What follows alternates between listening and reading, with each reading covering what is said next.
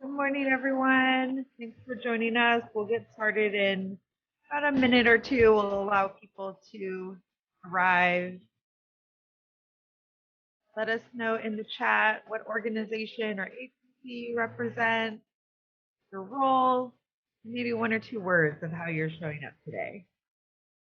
None of us were able to join the plenary, so maybe your one or two words reflect how the plenary was for you.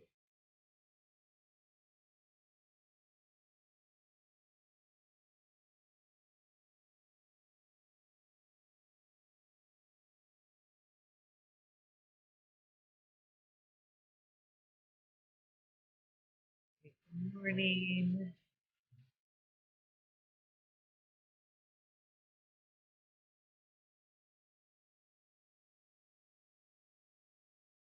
Give folks one more minute to arrive and then get started.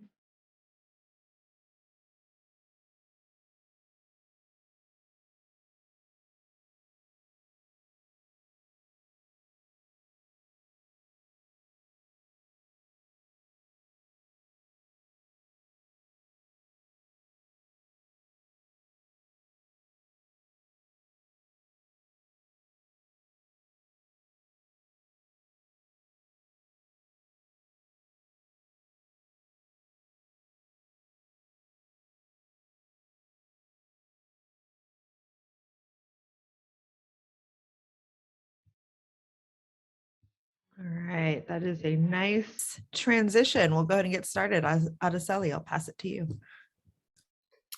Good morning, everyone. Welcome to your first workshop this morning. You are in the expanded learning opportunities convening this, all day. So we'll be doing increasing full year learning opportunities for young learners.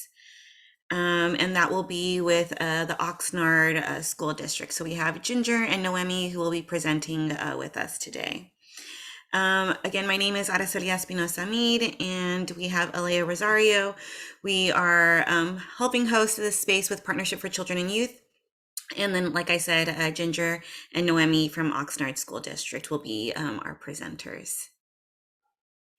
So just to let you know a little bit about Partnership for Children and Youth, if you are not familiar with it, we strategically linking practice and policy, we make sure that children and youth in the most under-resourced communities receive quality expanded learning opportunities, which are things that you all provide, of course. And that all learning environments, schools, after schools, and summer support their academic, social, emotional, and physical well-being. So if you would like to learn more about Partnership for Children and Youth, go ahead and scan the QR code, and that will take you to our website.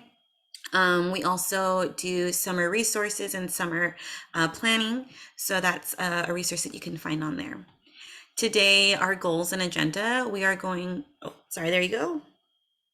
All right, we're going to go back to our goals and agenda. So we're going to deepen our understanding of opportunities to serve our young learners year round, and then explore practices and strategies to best serve our early learners from field practitioners. So that's where Noemi and Ginger come in. So what we'll start with today is doing our welcoming. And so we're going to go ahead and check to see who is in the room. So we are going to add this link to the chat to do this poll. We want to know who you are and how you are serving our young people.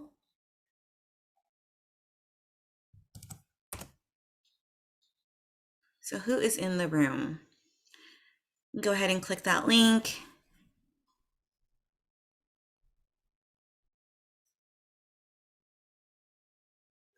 All right, we got some people. Here we go.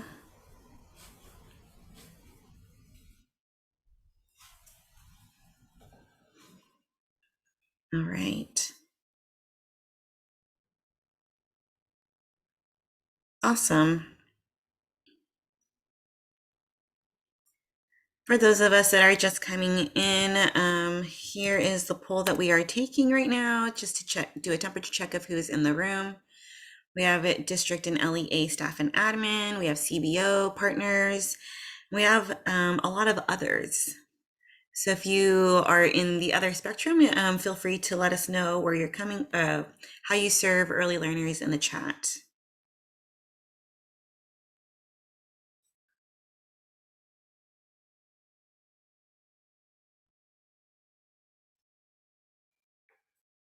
All right.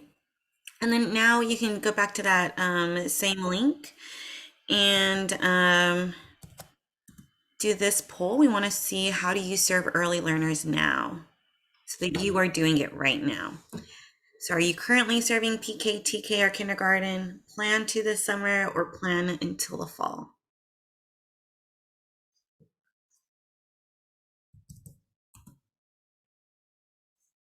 If you are just coming in, we are doing a couple of temperature checks and checking the poll. So there's a link in the chat. It's a lot of you have a little bit of time to plan for the fall.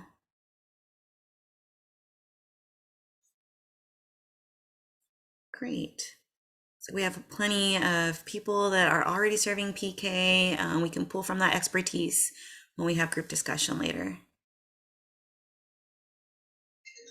Awesome. And then we are going to do a word cloud again, and just refresh that link, and 1 to 2 words that describe the challenges of serving early learners.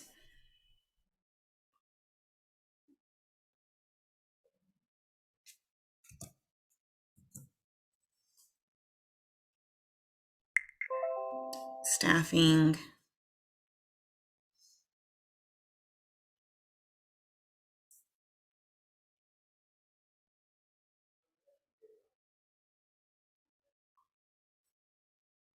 long days, educational, the quality of programs.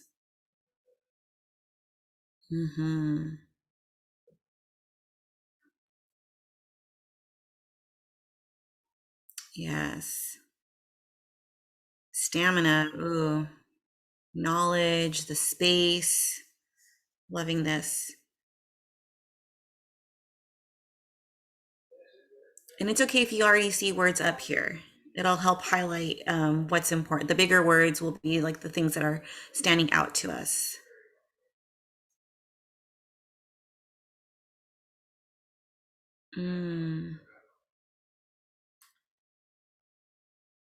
All right, it's just extended, lack of time, enrollment. Maybe like losing, so I see losing and declining. All right. Thank you all for sharing with us the challenges in serving our early learners. Now, similarly, if you can just give us a couple of words that describe the potential impact of leveraging the ELO-P to serve early learners. So what is the potential impact we see?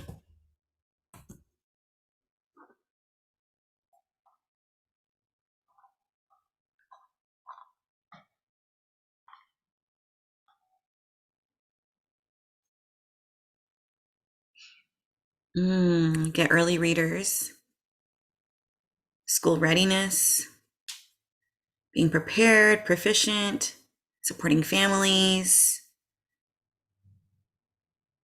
well-rounded support. For those of us that are just coming in, we're doing a word cloud. The link is in the chat to add to this. Those of us that are just coming in, the potential impact of leveraging the ELO-P to serve early learners. We're going to meet family needs. We're going to set young people up for school, giving that school readiness, preparing them, giving them a well-rounded education. It's a safe place for young kids to be cared for. We have someone in the chat saying, Jim said, thinking outside the box. Serving low-income families, very important. Families, right? Families just keep coming up. School, support, students. Awesome. Great. Interventions.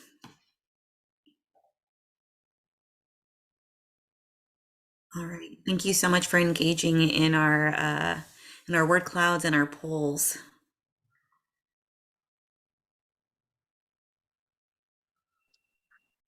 All right, thanks Adeseli for leading us through that, and just noting again in the chat, better collaboration, right? And I think that will certainly be a theme that you all will hear, especially when we hear from our partners, Ginger and Noemi from Oxnard. So thanks again for just participating in that early poll to just get a sense and get grounded in the topic. Again, my name is Aleah Rosario. I'm with the Partnership for Children and Youth. And we at PCY are really interested in understanding what are the challenges, but also really wanting to make sure part of how we're going to be able to navigate some of these challenges of serving early learners, for full day, full year care is all being kind of really understanding the opportunity and the vision that we have, and the potential we have ahead of us. This is going to be a lot of work. We're not going to be able to figure it out, in the next month, maybe not even in the next 6 months or year. And so for us to all be really grounded in what, again, the opportunity is and the vision, so we can communicate and collaborate really creatively to make this work. So I'm going to just do a little bit of framing and share with you all how PCY and others are really trying to be clear on what the opportunity is to create full day, full year care for early learners. We have the incredible opportunity here in California, given the universal pre-kindergarten vision, as well as the vision for universal expanded learning here. There have been incredible investments in both of these systems to ensure that every 4-year-old has access to quality learning experiences. And that includes kind of the full day, full year experience. At the same time, we have incredible investments in the expanded learning ecosystem here in California. It's building upon an already existing strong infrastructure. And as I'm sure we all know, the Expanded Learning Opportunities Program calls for serving TK students. And we know that that is the vision for the future for California here. We can for sure name and lift up some of the differences, right, between the early childhood education or ECE system and the expanded learning system. But I think an important place to also lift up are what are the aligned goals and values, or where are there overlaps, right, to build from. And so this slide demonstrates a little bit of that overlap. We're talking about supporting working families, and that showed up in the word cloud, right, as the opportunity for impact. The other thing we saw in the word cloud is that both systems prioritize the most underserved communities and families, so the students and families that are most in need. Another value and strength of both of these systems is around the workforce. Across these two sectors, workforce reflects the children and youth being served, and the workforce comes from the communities that they're serving, and that's a strength. And we also know there's a lot of challenges that we're facing, for sure.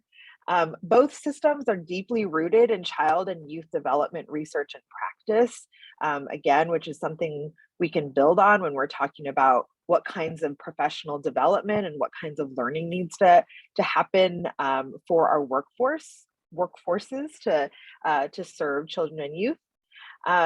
Both systems do have clearly defined quality standards, and in both systems, those standards drive, professional development, programming, and so on. And then finally, both systems operate in both school settings as well as leveraging community partnerships. And I think that's a real place of learning that we have, and a really great starting place, because there are strong community partners all across California that can be tapped into. This is just another visual that helps to demonstrate the opportunity and the challenge, for sure, the complexity of braiding and blending these various funding streams that exist now in California to serve 4-year-olds, to serve early learners. And we also know that implementation requires navigating these complex systems with an array of different kind of programmatic rules.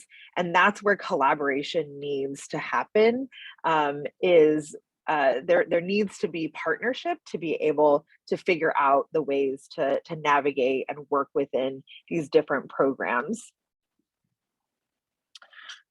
And then we wanted to bring up just a note, regarding full day and full day care. And this is pulled from a webinar that CDE hosted, that if LEAs have the Expanded Learning Opportunities program, full day means at least 9 hours. And we know that part of our program design and our partnerships that we seek out are going to be critical to ensuring that this 9-hour day is offered and accessible to families that need them. And we also know very much that a 4-year-old in a 9-hour program is probably not the best space, and there's going to be a lot of figuring out what that actually looks like. But I think the opportunity to keep in front of us is that it's based on family need. And so we have now the funding, we have the resources to allow us to serve families within the hours that better reflect the full workday, that allow families to work, to generate income, to contribute, and so on. And then we're not going to go into detail. I think there's actually another session that probably will go more into the funding and the regulations and so on. But this slide deck, and I think Araceli put it in the chat, we'll be sharing the slides and resources after the workshop. You'll have access to these. Is we wanted to just lift up again some of the major kind of categories or components to consider within a couple of these funding streams that may be available to you in your district. Perhaps your district already receives an ACES grant. Perhaps your district, and it's very likely if you're here today that your district is receiving some ELO-P funds. The point here to reiterate, I'm sure this won't be the first time you've heard this and won't be the last time for sure today, that ELO-P is very flexible. And mirrors very, very much, not everything, but ELO-P mirrors some of these components within ACES as well. In regards to other funding sources that can be braided with expanded learning funding to serve 4-year-olds, are CSTP and CCTR. Again, you can see some of the major components. There are differences for sure, and that's again reiterating the complexity in navigating different programmatic rules and regulations. And this is a good starting place to figure out who within your district you can collaborate with, who oversees CSTP, who oversees your ACES. Do you talk to one another, right? And what does that collaboration look like? And I think that's really where our partners over at Oxnard can speak to is how, what collaboration and partnership is beginning to look like. And so with that, I'm going to turn it over to Ginger, who's the Director of Enrichment Specialized Programs at Oxnard, and Noemi, who's the Director of Early Childhood Education. Thank you so much, Ginger and Noemi, for being with us today and really sharing from your experience, what the opportunity is, how you see it, and how you all are beginning to plan to ensure we're leveraging these resources. So I will turn it over to you all. Good morning, everybody. This has been a really awesome opportunity. Aleah, you've had the survey that asked the question of, are you currently serving kinder and TK? And the answer to that for our district is yes, but for the bulk of what I have run in terms of our after school has not been centered around that. And so this ELO-P and UTK funding has provided an opportunity for Noemi and I to work closer together, and we're on the other side of the wall from each other here in our building. So we are serving our students, and now we're looking at ways we can get that day filled out and flushed out to a 9-hour day. I'd sort of be curious to know from the folks that are on the call right now, how many of you are currently serving kinders for a 9-hour day? And then I'd love for you to let us in on your secrets of success. But what's been really interesting is Noemi and I, we've sort of had to do a needs assessment. And as these funding sources, the two, Universal TK has been evolving and the ELO-P has been coming out, we have found ourselves sort of, pushed into the same arena together to look at what we have and sort of assess some of the benefits of what we have internally here as a school district. And I do recognize that there are some folks on this call that are from CDOs, and I think that there might be some counterpoints to things that we have through our school district. But as we conducted kind of an internal assessment, we are an ACES funded after school program and now have a significant amount of ELO-P. We are above the 80% threshold for funding. Noemi has been running our state and Title I funded preschool programs, and she and I have often worked together to provide our Ready, Set, Go, as she has coined it, our early preschool or coming into kindergarten summer program. And we've been working together to do that, to cover administration, custodial, CNS needs, but we've been really running two separate programs at the same location. And now what's changing as a result of this is that we're starting to pull things together. Definitely opportunities for collaboration between directors. And I point this out, if you're CBO, there's definitely a counterpart to you that exists within the district that you're serving that you should be having conversations with. And then working with our outside agencies. Noemi, chime in anytime here. I will, thank you. Working with our outside agencies and primarily for K and TK, that's been Noemi working with them because they've come in and provided these services on our campuses for many years. And now we're looking at changing the age range, needing more facilities, needing to assess the materials and supplies that we have. Our district has made the decision that we're going to take all 4-year-olds. We're not going to do the gradual roll in. We're going to bring in all 4-year-olds and serve those students. And so we're basically converting all of our what were preschool classrooms that were available at our school sites into TK and K classrooms. If I may add, so these longstanding relationships that we've had with our preschool partners will continue, and I'll talk a little bit more about how that's going to be. But we're going to continue to provide preschool services on our campuses, but we're going to be focusing more on the 3-year-olds. So, yeah. And there's like a lot of change and a lot of domino effect here, especially with the staffing piece, right? Mm-hmm. I've looked at our early childhood folks as we're trying to add more spots. How can we utilize the students that are working with our K and TK students, especially since the early childhood staff are certified, like they have this specialized skill set to work with kinder and TK. And with all of these changes through the agencies and through the different push-pull of the age and funding, we're having to find out, I don't anticipate that these folks will be unemployed. They'll just be employed differently, whether it's working within this restructured program or it's working with one of the community partners with the 3-year-olds. We also have needed to collaborate with our unions. There's definitely an impact of this on our school sites, whether it's classified for a lot of our staff that comes in to service our program would fit into the classified category. And so there's a lot of change that impacts that. And Noemi, you've actually worked with our HR department and our unions on grandfathering some folks in. Correct.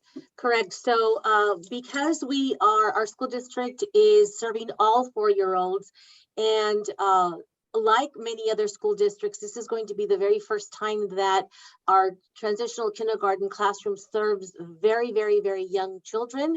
We are partnering our transitional kindergarten teachers with a preschool teacher for next year, bringing in that expertise, that developmentally appropriate practices and strategies into the classroom, and provide a well-rounded social, emotionally environment and focused instruction. So we work very, very closely with our unions to bring that forward and not displace any single person from our early education team.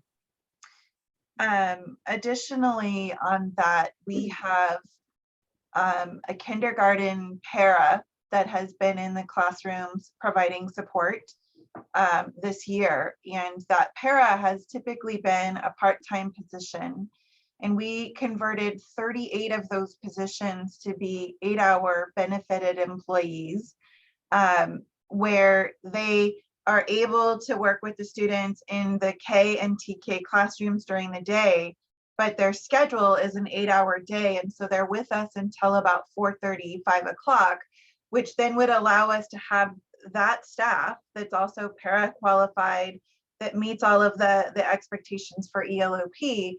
That staff can actually stay and lead and do activities with the students until 4:30, 5 o'clock.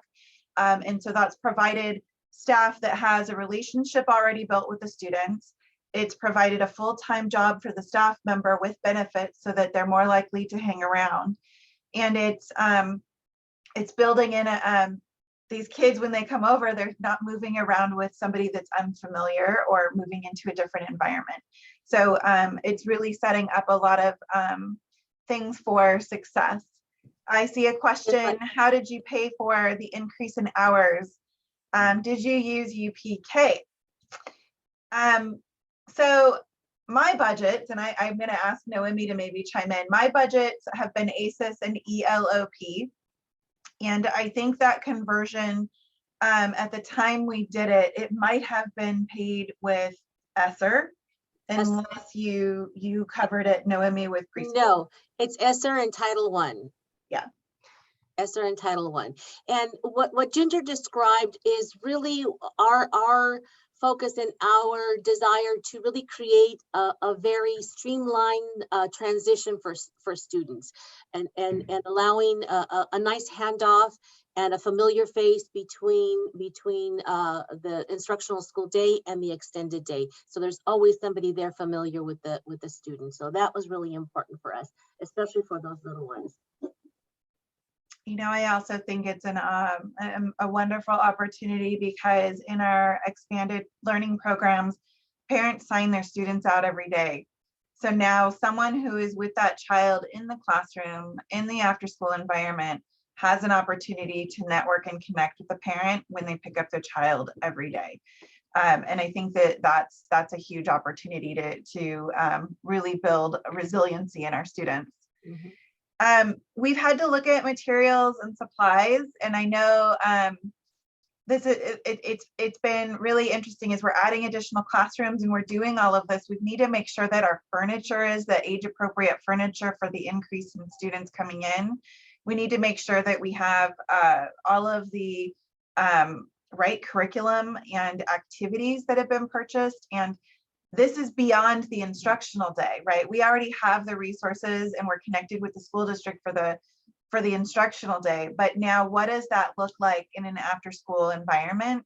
And how can we share this space? I think everybody knows the age-old struggle with the after school programs is that, you know, well, it's my classroom. Well, actually the classroom belongs to the children, and we want to set the kids up for success. If we're creating that expanded learning program, we need to find a way to work with the teachers and a way to support the materials and the access to the materials for the students in the after school, in the hours that are outside of the school day. We also have resources. Does space become an issue? Did you address that? Noemi, I know you walked all of the campuses to take a look at that, Yes. and we've also looked at our projected numbers. Correct. So I walked all of our facilities with our classrooms that are currently TK classrooms and those that we are looking to convert into TK classrooms with our facilities department and our special education department, who is also seeing an increase in the needs for spaces across the district. And we were able to identify all the classrooms that are Title V compliant. And we now have a list of those classrooms, and we are working with our purchasing department to organize and create a materials order in order for all of those classrooms to have the appropriate furniture. Some of our current TK classrooms do, some of them don't. So we've created a list through that walkthrough between facilities department and our special education department. And our, you know, as a district, we have access to our special education department. We serve several 0 to 5-year-olds at one of our schools. So we have an idea of some of the TK students or our 4-year-olds that will be joining us and the supports that they need on the way in. And I think that that's an important partnership, because if we do have these students staying with us until the end of the day for the full 9 hours, and I think from the start to the end for them would be 5 o'clock, but our program is open until 6. So if we're looking to provide the adequate support, it might mean that we need to hire some therapists to work with us in that out of school time environment, along with training and professional development for the staff that are serving the students. And so we have that access in-house to resources we can bring over. Are you required to provide separate play space and bathrooms in expanded learning?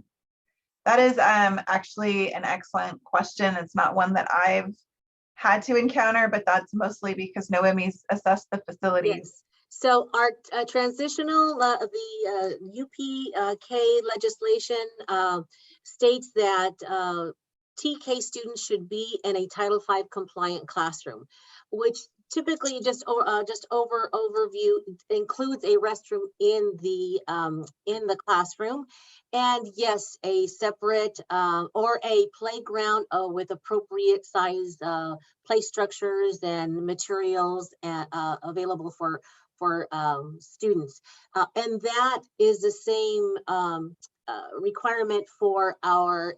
We're going to continue that requirement and use of those classrooms into our extended day services and extended day time. Some other considerations, and I know I feel like we're talking about kind of this comprehensive full day, because each of these pieces touches us, whether it's during the school day or the after school. Special education touches us during the day. Mm-hmm. We have those systems already in place, and we already have an expectation of that work moving forward together. What we don't have is that expectation of that work continuing on. Mm-hmm. And it's not necessarily that it's the same services that are being provided, because the IEPs would be focused on what's provided during the instructional day.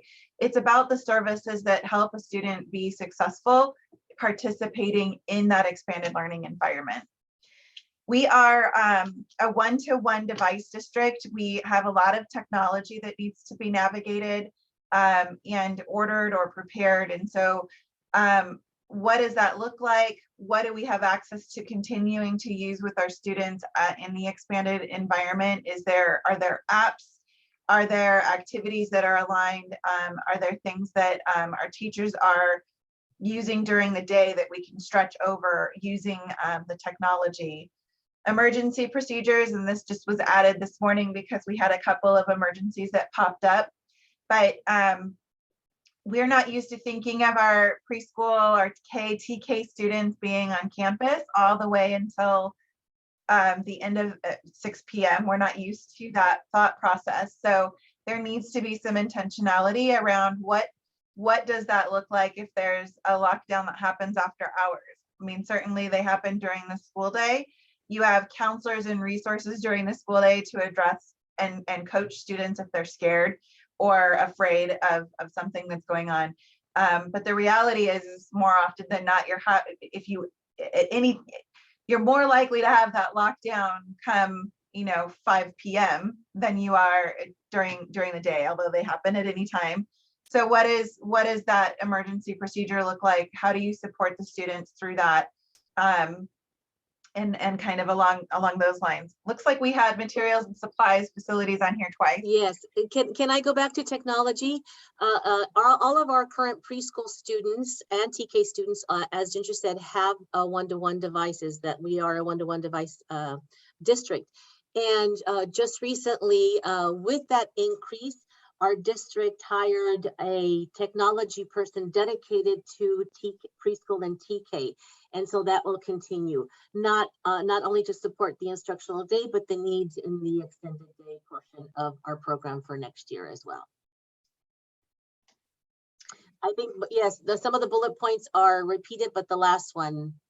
Yeah, so looking at, the other piece of health support, I don't know if we're gonna have an issue with, what happens when you have kids that have accidents.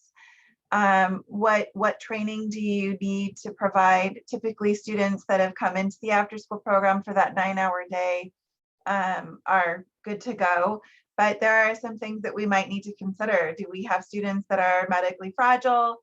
Do we need counselors? And I just kind of touched on that in terms of emergency procedures, but we also have, we have kids that are late pickups, or we have other issues that come up that happen that come up at 5 o'clock, and having a counselor on hand would be very beneficial. And then our district is fortunate enough that we partner with social services and we have 2 social workers. My question now is, how can we add the nurses, the counselors, and the social workers into our expanded learning environment, not just for the littles, especially because of the littles, but because we're now offering that longer day. Our issues pop up later in the day. And when we run our summer program, we still need these supports for the students during the summertime. You want to go to the next slide? So, looking at some intentional program design, I mean, certainly we know we need to go through the steps to make this happen, and it is happening. But how are you intentionally setting this up? Have you surveyed your level of interest from your family so you have an idea of how many staff you need to hire over the summer? Are we utilizing district staff, or are we contracting out? And that's a big conversation that Noemi and I are having. How do we make sure we have enough people? If I can add to the first bullet point, we are very lucky to be able to access data from our County Office of Education on the need for childcare in our district. We've also partnered with our local resource and referral agency, who happens to be one of our early childhood education providers. And the data from both of these sources really indicates, and our census information, all of these bullet points and sources of information really indicate that like 85%, about 85% of our families in our district are working families, are double working families, and the need for early care and care after school is of high interest. And so that is one of the suggestions that we have, is that LEAs look to the resources and the data resources that are in your community to help you determine what those needs are. In addition to launching an interest form or an interest survey of the families that you serve directly from your district. So those are really important data resources that you can utilize to do your planning and designing of your programs. Absolutely. And that would help inform how much staff do you need. So I mentioned earlier, we converted our para positions. We converted 38 of our para positions to full-time. And of the 38 positions, I believe 28 of them are filled. So I still have a shortage of staff to be able to meet that need through the environment that we've set up and through the systems that we've put in place. And I would have to say for the longest time, even after we converted those positions, I think that only 16 of them were filled. So it's just recently that we've had some movement on there, which is encouraging. But do we have enough staff to do it? And what does that look like? So whether it's those paras that are going to stay with the students for that extra time, whether we're contracting some of these services out. And, you know, at the Boost conference, one of the points of discussion that I had, or that was had to do with, if, you know, we don't have enough staff or we don't have enough space, can we have our kids get on a bus and go to a program that's off site, which absolutely we can.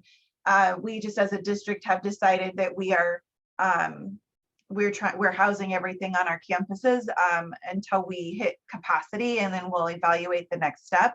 But we are also a district that is in declining enrollment, and so we have a little more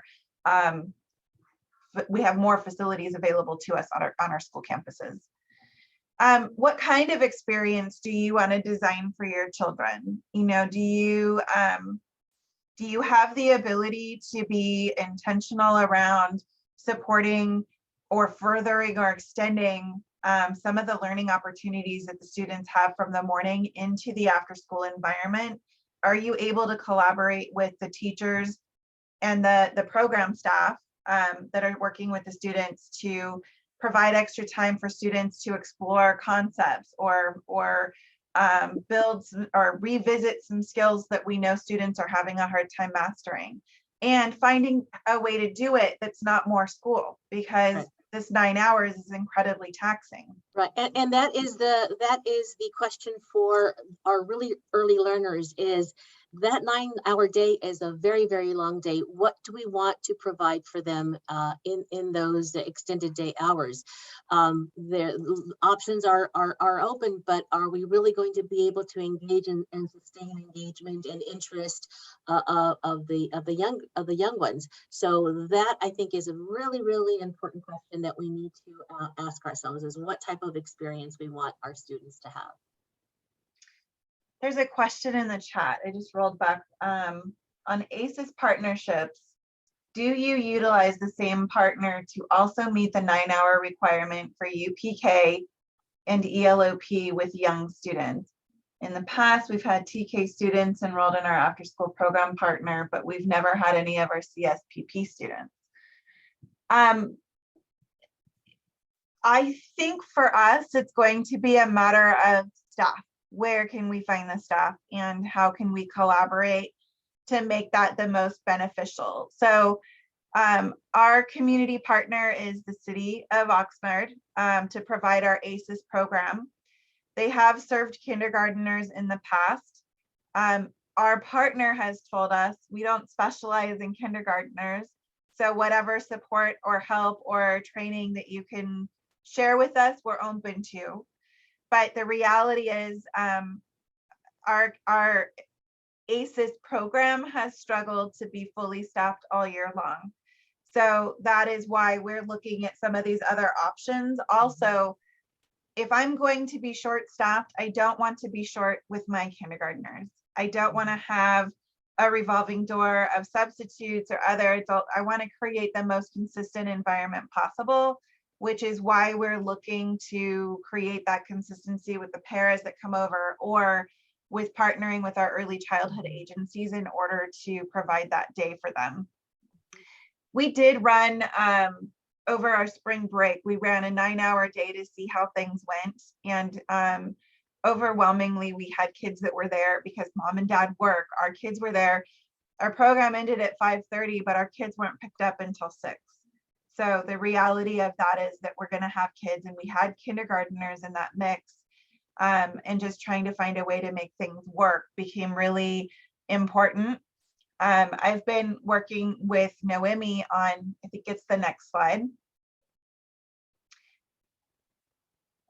Oh, I guess it's the one after that, on developing an appropriate schedule so that we can share the classroom with the teacher during the day and they can prep and do what they need to, that we can find a way for our kinders to sort of have a TK and K, they sort of still need a nap time.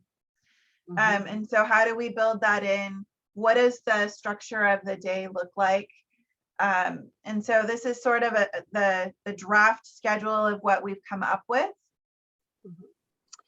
Again, taking into consideration the developmental needs of very, very young children. What is it that we want to accomplish? Are we looking for, we're not going to be looking for new instruction, because a 9-hour day of new instruction is way too long for students. But taking into consideration the needs, needs of very young learners, the need to be able to move around quite often, to be engaged in play-based activities. Even though we may be offering a math activity, it's not a pencil and paper math activity. It's an activity around math, an activity around maybe journal writing and science, but not necessarily new learning. So the schedule itself, this is a sample schedule that we're going to be implementing. Again, very, very fluid, and based on our experiences and our learnings, well, this may be adjusted over time. But it does allow for some a snack time for our students. It allows for rest time, and then a combination of both indoor student-led activities and outdoor student-led activities as well. So again, this is a sample schedule here, and this is very much based on the transitions within a regular early childhood education program. Lots of transitions back and forth to keep those students engaged. Not too much time of sitting down and paper and pencil. I think one of the things that I've really enjoyed doing with Noemi is in planning our your Ready, Set, Go program has been planning hands-on activities where the students can actually try on concepts that they've learned or explore in a way that they're able to make sense of something that they may not have understood before. And I am very intentional in our after school program, and it will be the same way with bringing this on board. I don't use any of the curriculum that's used during the day. There might be some things that we need to bring over in terms of like phonics support and reading support, but my goal would be to find another way to bring that in, whether it's contacting our publisher for those extension activities, whether it's reaching out to Lakeshore to design some interactive centers, whatever that's going to be for our students next year. We're going to be trying it on for size this summer, but whatever that's going to be for our students next year, creating something that's more play and experience based than the practice of what's going on in the classroom. Right. So the question about themes throughout the school year. Yes. So during the regular instructional day, we use a curriculum that's theme based. So yes, we can incorporate some of those same themes into the after school program to extend that day. But then again, as I said, not necessarily any new learning, but activities around those themes. We also have resources. We utilize the WE engineering materials, and there's some really nice materials that can be extended over several weeks that are theme based. We also can bring in, teachers can bring in our typical get ready for school week, and then introduction to kindergarten towards the end of the year, different themes throughout the school year. So I think this is what we're looking to implement for next year and try this out. Araceli, can you go back a slide, please?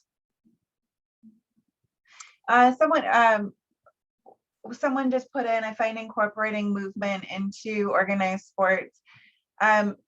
Our partnership with the city is we use Spark for after school.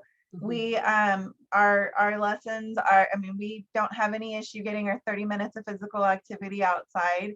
There's a lot of game base, a lot of wiggle time, and also bringing in some dance instructors and providing some enrichment opportunities that parents might typically sign their students up for. An example, I've got hip hop going on in a lot of schools, but with the littles, you could bring in some tap dance, ballet, things that, you know, help build fine and gross motor skills that are fun. And not that, you know, it's not fun during the day, but we have a little bit more opportunity with the ELO-P money to bring in some different opportunities. So this slide here, just to kind of give you an overview of what our current UPK plan looks like. As we described, I think we more or less touched on all of these points throughout our talk so far. And just again, that we are enrolling all the 4-year-olds. We're not going to be implementing the staggered birth date. We're just going to tear off the tape and serve all of our 4-year-olds starting next year. Our TK classrooms are going to run the same schedule as our current kindergarten classrooms. We don't have enough students at this time to open up a TK classroom at all of our school sites. We have 17 elementary school sites, 3 comprehensive intermediate school sites. But we have planned out our TK sites strategically across all quadrants. And because we are a biliteracy district, we've also offered both SEI and dual language options in all of our quadrants. As I described earlier, we're really looking at providing and bringing in those developmentally appropriate practices into the classroom. So we're going to be pairing our preschool teachers with our kindergarten teacher, with our TK teachers. We are collaborating with Ventura County Office of Education, which is our local Office of Education, in an early childhood education teaching credential grant. And so we are we are a member of a consortium that is going to be applying for these funding, for this funding. The far majority of our current preschool teachers have their bachelor's degree and are interested in pursuing a teaching credential. So we're looking to partner in this credentialing grant opportunity for our preschool teachers to move forward with that. And then also many of our teachers, our certificated teachers, we're looking to support them in the required 24 units of early childhood education for TK teachers. Again, we talked about developmentally appropriate practices and that our instruction is going to be play-based, not a free-for-all. Of course, it's all going to be organized in a specific purpose, and it's not a reward for behavior, but an actual strategy to access content. We are looking and considering partnering with our early childhood education partners to provide that extended day service, in addition to our own staff assisting in some of the transition activities that we talked about. And then we are a district that provides early childhood education state preschool programs, which is a CSTP. And we're going to be focusing in on the 3-year-olds. So we'll be serving 3-year-olds, we'll be serving 4-year-olds, although we have partners on preschool partners on our campuses that serve infant to 5-year-olds as well. And we showed you a sample schedule. We shared a sample schedule of our extended day.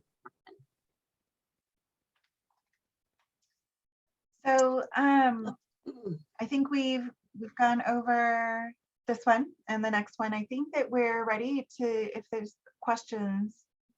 There is a question in the chat about how do our CSTP teachers feel about teaching 3-year-olds, and their preschool programs are now our biggest concern, since we don't want to deplete their program due to families choosing instead of preschool. So we have a long-standing relationship with our preschool partners, and they are really excited about taking on the 3-year-olds, and us and the school district focusing on the 4-year-olds, and our preschool partners focusing on the 3-year-olds. And I think that was an easy transition because of our long-standing collaboration. We've had preschool partners providing services on our campuses for more than 30 years. So a long-standing relationships even before I came into the district. So we are also including them in our we as a district participate in a preschool to third grade alignment project with California Education Partners. And so we are in year two of three of that project. And next year we're going to be actually bringing in our preschool partners, our teachers and program personnel, and providing some shared professional development all around shared and aligning our practices preschool to third grade. So that is another nice opportunity. So as far as I know, and what the conversations that I've had, our preschool partners are looking forward to serving the 3-year-olds in our community. There's a question in the chat. Do you have an art or music program you use? Do you teach art? Sorry. Do artists come in, or do the instructional aides provide the art experiences? In our expanded learning program, we do this in 2 ways. We have our staff that are working directly with the students, have some art projects that are sort of make and takes, and really designed around building language skills and exposure to learning about different topics, and going down, two-dimensional drawing and understanding some concepts.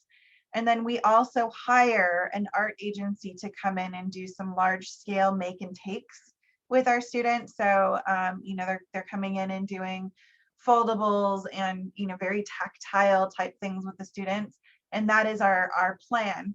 I think we have a lot of folks here in the room that are serving. I asked the question earlier, how many of you have that 9-hour day? Because we're not there yet. But we are serving them, and we have all of these little breadcrumbs to be able to put together. So for us, that's the art that we use. Someone offered up in here that they use an art box, and Araceli, you just put Deep Space Sparkle in the box, or in the chat box. Yes, if I can just add a little bit about Deep Space Sparkle, they do add a lot of like art curriculum for young children through middle school. Awesome. So was there something that you folks were hoping to gain, because we're all in different phases of implementation, by coming to this session today to hear about UTK and adding early childhood to expanded learning? I know, Iqbal, you've been asking a lot of questions. Is there something that you were hoping to walk away with today that we didn't address?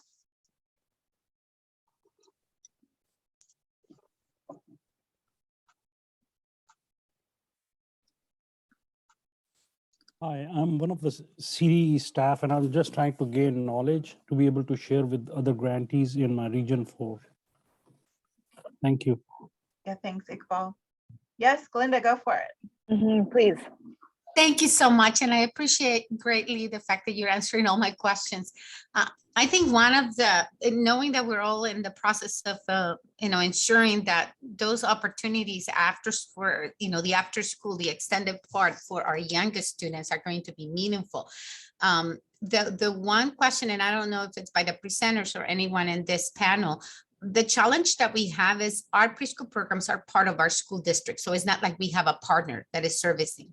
And the biggest concern on their part is once we extend, just like when we had to, at the back a few years back when we actually started with TK programs.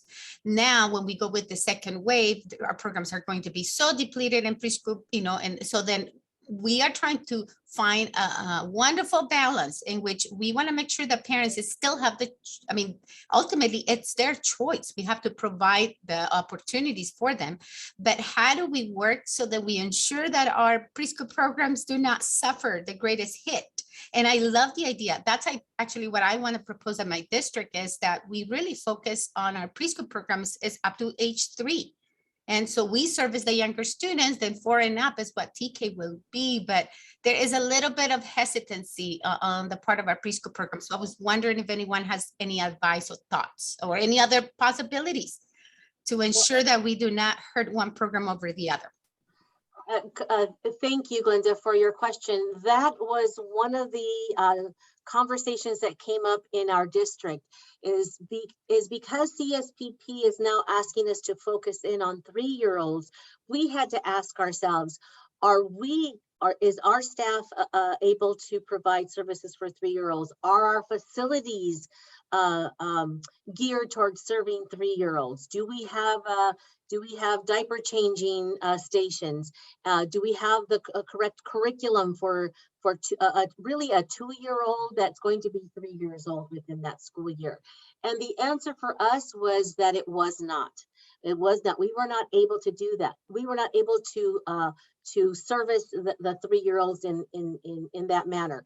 So that is when we as a district decided to open up the TK to all of our 4-year-olds, and then move our early childhood education staff into a TK setting. So no staff was, every single staff member on our early childhood education team was, we work with the unions to guarantee a spot within our district and within our TK and kindergarten programs. And then we also spoke to our early childhood education partners. We as a school district provide both direct services, direct CSPP services, and we also have longstanding relationships with our early childhood education partners who also have programs within our campuses. So we were able to communicate with our partners and come to a happy medium that the school district would focus on the 4-year-olds and our early childhood education partners would focus on the 3-year-olds. That's what worked for us. There's lots of combinations out there. Some of our colleagues and our colleagues around the district, around our county, are doing something similar, or actually moving their district-run early childhood education programs to 3-year-olds and not combining like we are doing. So there's a whole host of different opportunities and different ways of serving both our TK students and our CSPP students. But again, those are the questions, a really good question, Glenda, and those are the questions that we as a district have to entertain. And we were very, very lucky to be able to bring our educational services team together and our superintendents together, including HR, including our business services superintendents, and really have an in-depth conversation about the direction that the district wanted to move forward in. Thank you very much.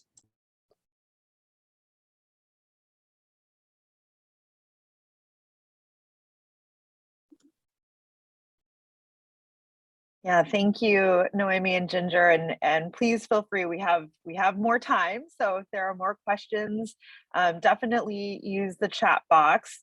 But we do want to provide some space to just hear some reactions and responses to the really great tangible information that Noemi and Ginger just shared. I think both, what you shared in terms of what your plan is, and what you have solid, as well as some of those questions, right, that you still are anticipating needing to think about is super helpful. Before we move into that activity, I did just want to acknowledge, I saw Sarah Neville Morgan jump in. Don't want to put you on the spot or anything, but if you do want to share a few words, great. Thank you for being here, Sarah, who leads the Opportunities for All branch within the Department of Education. And so, yeah, if you would like to say anything and hello to the group, you don't have to at all either. Just wanted to acknowledge you in the room.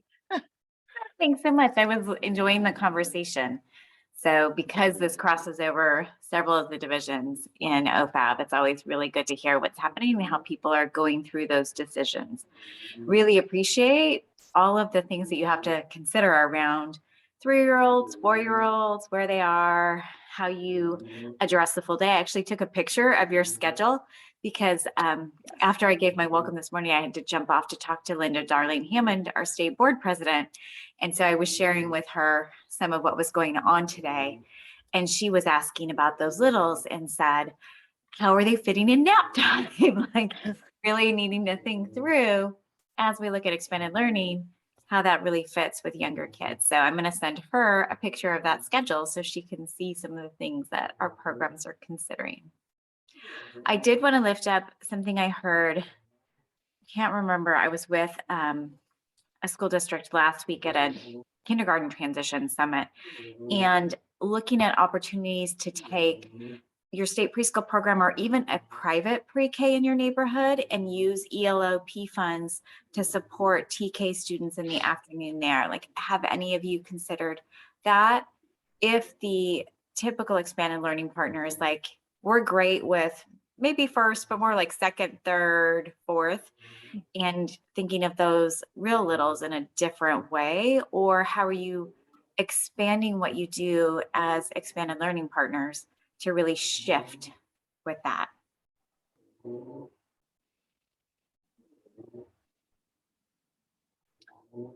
Yeah, I think as Noemi and Ginger both shared, I think that is certainly going to be a model that some LEAs will need to consider. And just from what we're hearing from PCY and some of the the kind of long-standing expanded learning providers, I think there's kind of a variety saying, yes, we're ready to, retrain or upskill our workers to be able to serve, be experts in child development and early childhood education. And some expanded learning providers are saying, no, but we want to find the right partner, and find the right community-based partner to do that as well.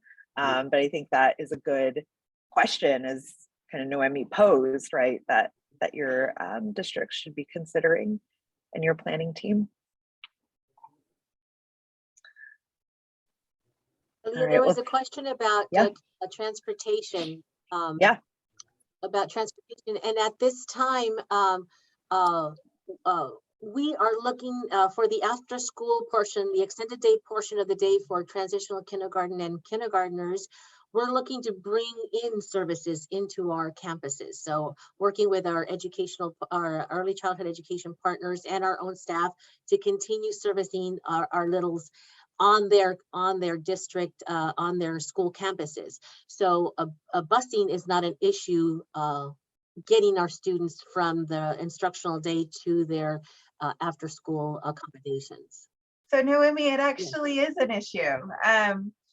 If we have students that normally rely on the bus to go home, and their parents want them to stay in our expanded learning program, what does that look like? And so there are some issues that we haven't navigated through yet with our transportation department. The question is, will we provide that transportation, or will we, I think we provide transportation like a late bus for our middle school students. Dropping kindergartners off at 5 o'clock at night after daylight savings time, if that's happening again this year, is not ideal. So if there is a need for transportation, that's going to be something that we'll probably have to explore as we get closer, because we're not going to drop kids off at 5 o'clock. It might be that they run a shortened day where they come in and they do some of the activities, and their transportation home may either align with the transportation home for the other students from the school day, or be at a different point in time. We operate several buses ourselves, and we have a contracted provider. I also don't ever want to find myself in the place where a child has been bused home, nobody was there to pick up the student, and then the student gets returned to the school and we don't have folks there. So transportation for us, if we are providing it, needs to be thoughtful around what time we're going to offer that to send our students home. That's a stressor for me at the moment, because I don't know what that's going to look like for next year. Our current after school program has required families to come and pick up their students at 6 o'clock. That way we know we're actually handing the student over to the parent or the guardian or whoever has custody of the student until, you know, the child can be with their parents. But transportation is a big one. There was a liability issue in getting small private community partners, liability and quality issue. Sheila, I think that there's, I think it would be naive of us to not say there's going to be some bumps in the road. And so the questions are, what are the systems of support that you would be able to wrap around working collaboratively with your partners? So rather than saying, here you go, take these kids, is there some collaboration? You know, our partnership with the city has all been based around, they know that we're the, like we have the content experts and the content coaches and people who can coach their staff on doing age appropriate activities. And so that partnership comes together. So when they do take our students, we still go in and observe and support. So I don't know if you have some systems like that, but that's really a key factor. And then part of our expanded learning program is a monthly team meeting at the school site. And so we meet, we talk about what's going on, and then we walk the classes to see what's happening with the students to really help support program quality. There was another one. Aleah, I think you're sharing the slides through the app later. District is opting for not busing young students. Okay, so you guys are chiming in with some resources. I don't want to bus young students either, but we do have some families. For example, we have our migrant program, and those students are bused into the migrant program from all over our district. So how do we support that? And those are one of our higher need populations for having childcare until the end of the day, but their parents can't necessarily drive cross town to pick them up. So we really need to be intentional about supporting our groups, our family groups equitably. There was another question in the chat around what does exploration look like during like reading, writing, science, and math? So science for me, I love the Engineering is Elementary program from the Museum of Boston. They have been putting out engineering for littles, or re-engineering, which is specifically designed for K and TK. And those units have been a lot of fun. I did get in trouble with the custodians at one school site because we made Play-Doh with flour, and we were improving a dough process, and we were exploring that over a period of days, and the paste that was stuck in the carpet in that classroom was unbelievable. But the learning is what was most important in there, and that's what we needed to keep things focused on. So that's a curriculum that we've brought in. I am exploring activities that are age appropriate for students in an expanded learning environment. So having just returned from the an after school conference, I have some that I'm testing out. I'm looking at what's the durability of this. Is this something that would complement the instruction from the school day? One of the things I'd really love to do is to get a kindergarten TOSA to help pull things together and then coach and mentor the groups that are running in our after school programs. That's like ultimate wish list. I'm not sure I'm going to be able to do that. And that is part of our on our LCAP as well, is to have a TK kindergarten TOSA. That's on actually in our LCAP wish list and in our budget. So we're just waiting for approval, of course, but that is a huge consideration and a huge need for our programs. As far as what is the exploration in an early childhood education center is what we know and are familiar with, that is called open centers where these centers are purposefully manipulated with there's materials in there that aligned to a learning goal, but it's really student-led and student-initiated learning and exploration. That is what we like to use as open centers, that exploration time. And so, and as like Ginger said, we're looking to bring in some science and some math activities, again, that are geared to not necessarily lots of intensive learning, but that engage our students in activities around those areas. We want to make sure that our ELO-P mandates are being addressed during the extended day portion, even for our littles. And so we're looking at and exploring different ideas. So if you have resources, please do share those with us as well.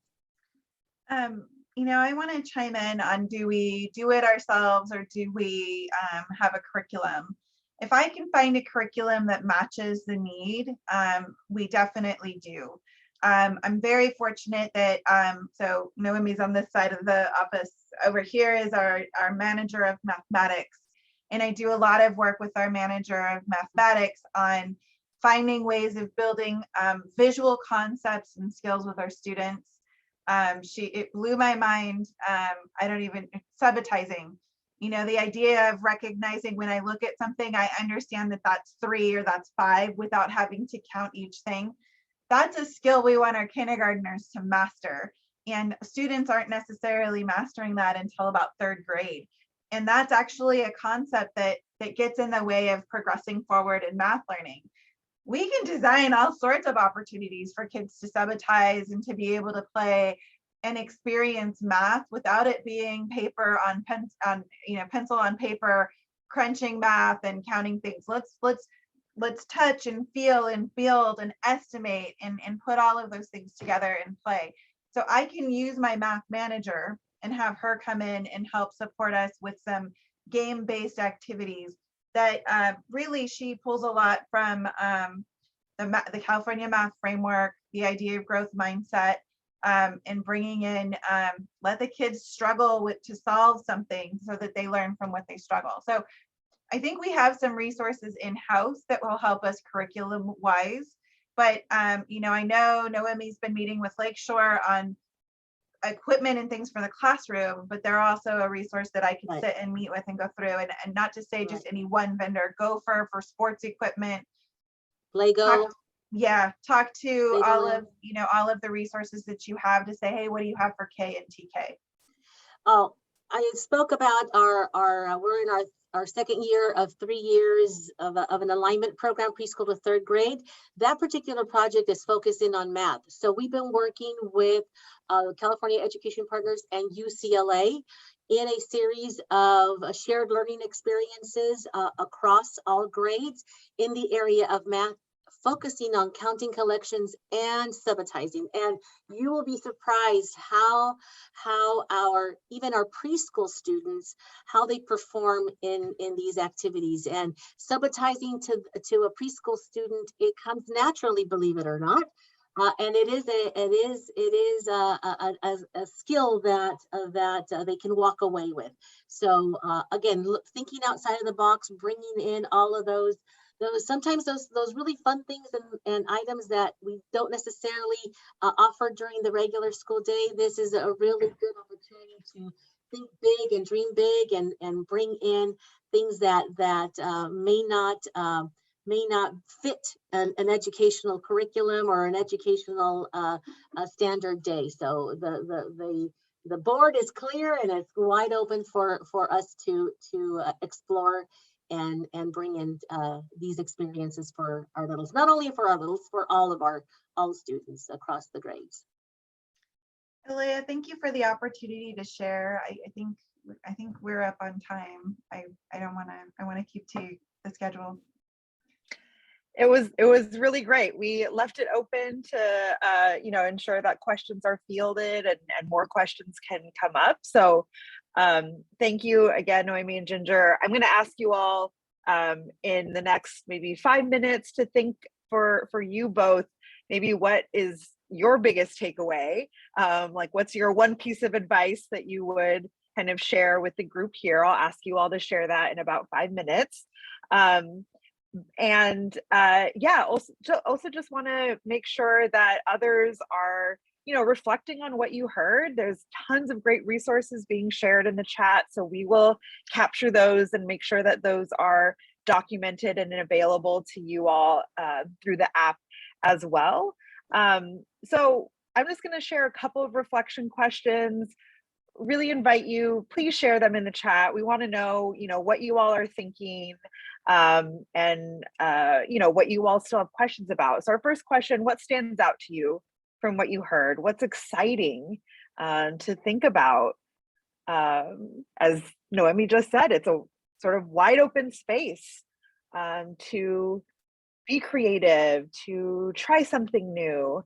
So please share with us in the chat. What is exciting to you all about this opportunity? What stands out to you about this opportunity?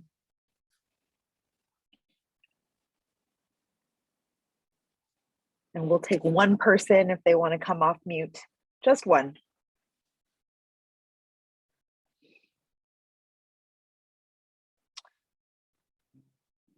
I'll come off mute and just say how much I appreciated listening and learning from Oxnard School District. And when I think about what stands out most to me, there's all the juicy nuggets, like the schedule was cool to watch, and I really appreciated seeing all the other informations, including the plan that's going to proceed. But mostly what I'm taking away is the real work that happened to even get here right now. In particular, all of the conversations and questions and the openness of departments to be willing to learn from each other and talk to each other and leverage the expertise of those departments, and it's including external partners. So just really enjoyed listening, and thank you for finding somebody to come speak as a panelist, and thank you to OSD for the learning opportunity. Thank you. Definitely a takeaway. It's going to be an all hands on deck approach, right, to leverage this opportunity. No shortage of challenges ahead.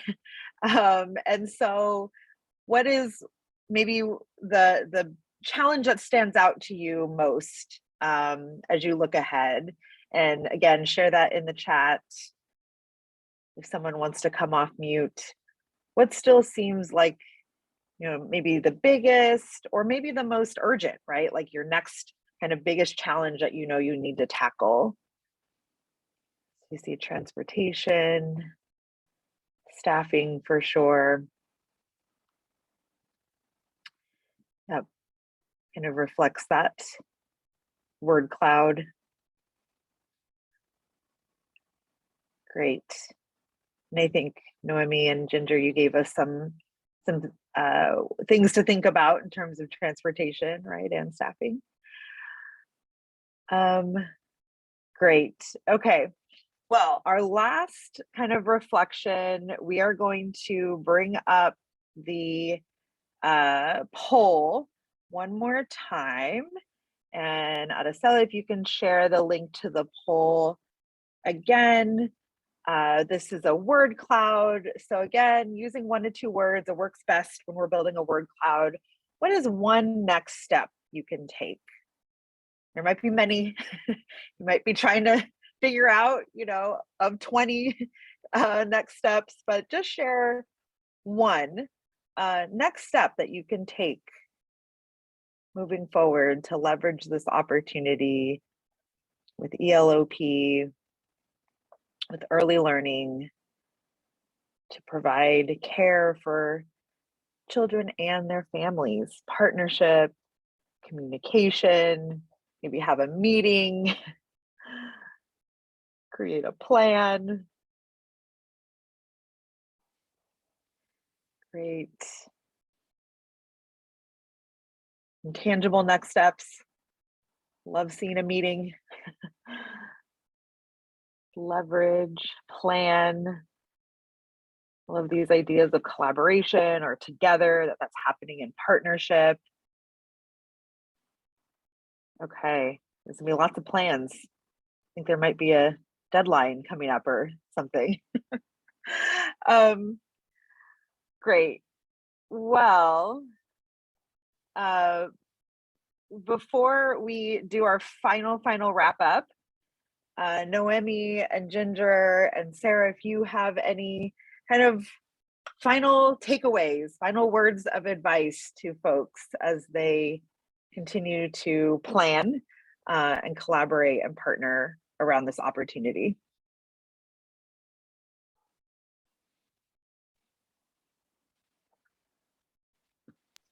Everybody got quiet. I think, you know, I've been very fortunate that we had a lot of systems that were already working parallel to each other. And I think now, you know, we'll use the metaphor of the braid. If we have the strands that are all lined up, we can now start moving them together to make it all work. And I mean, since I came to Oxnard School District, I have had the opportunity and the pleasure of working with Noemi, and this just actually bridges us together even more to be able to make this work.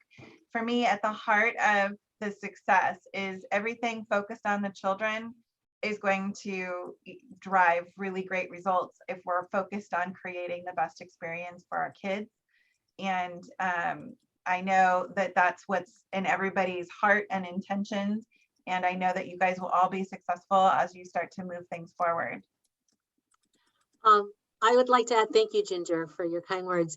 I would like to add also on a more global and statewide resources, really look to the networks that are out there around UPK and ELO-P. Look to your county offices of education for their supports. Look to CDE on the CDE website for I believe there's a few more networking meetings, and Sarah, maybe you can speak to that. But there's also recordings of different webinars that have happened throughout the year. Look them up, do some homework there, and then also reach out to your early childhood education partners and other districts in your area. We're all in the same boat. We're all, you know, moving in the same direction, and just reach out to all of the resources that are available out in your areas. And we're happy to be of any resource for you as well. I know Ginger joins me in that sentiment.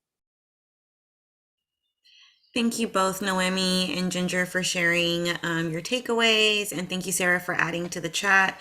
I think this has been a very fruitful conversation. There's lots of ideas happening, so thank you all for participating today. And we're going to start wrapping up, and we will include some of the resources. Just as Aleah had said, we'll capture the resources that were shared in the chat and share the slide deck with the CAN network as well. I think you mean to be sharing something different. Yes, Aleah, we just see your desktop.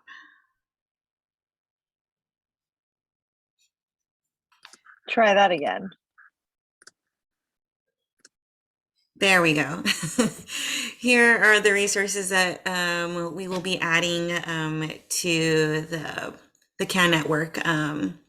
So we'll have early learning and expanded learning glossaries. So just thinking about like all the terms that are being used. If you're not familiar with them, all of that will be happening.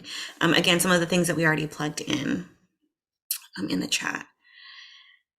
And then here are some of our summer game plan workshop recordings that PCY has put together throughout the years throughout the year and last year. Again, the reading and readiness and phonics lessons that we had shared earlier, and more of the some of the guides. And please don't forget that PCY has summer learning resources for you. We'll be wrapping up our summer planning workshops right now. We are also doing a TA hub, so you can schedule a free 15-minute coaching session with myself or Aleah, and we can support you with research, case studies. Go to partnerforchildren.org/summer, and you can go ahead and put in for the TA hub. And then, like I was saying, our summer game plan, we will be our 2 upcoming sessions. These will be our last ones this year. May 19th, which is strategies for family engagement and serving young multilingual learners. And then on the 26th of May, program evaluation and continuous improvement. So again, you can go to partnerforchildren.org/summer game plan. So you can share all, link in to those resources that we're providing for you. I just want to mention that, we're talking K and UTK here, but the resources that the PCY has for summer are phenomenal. You guys housed, if I'm not mistaken, the Summer Matters campaign. So you have a lot of extensive research that's been done in the field, and a lot of really great resources. I have used the heck out of that Summer Matters campaign. So please utilize them as a resource for summer. Thank you, Ginger. All right, and I think that is it. Yeah. Go on the app. Again, that's where our resources will be housed. I believe there's going to be an evaluation survey, so please fill that out. We do read the feedback. It is super helpful. And then make sure you use the app as well to find your way to the plenary in the next session. Other than that, thank you so much, Noemi. Thank you so much, Ginger, for sharing. Thanks everyone for your questions and your work. And we will see you later today somewhere.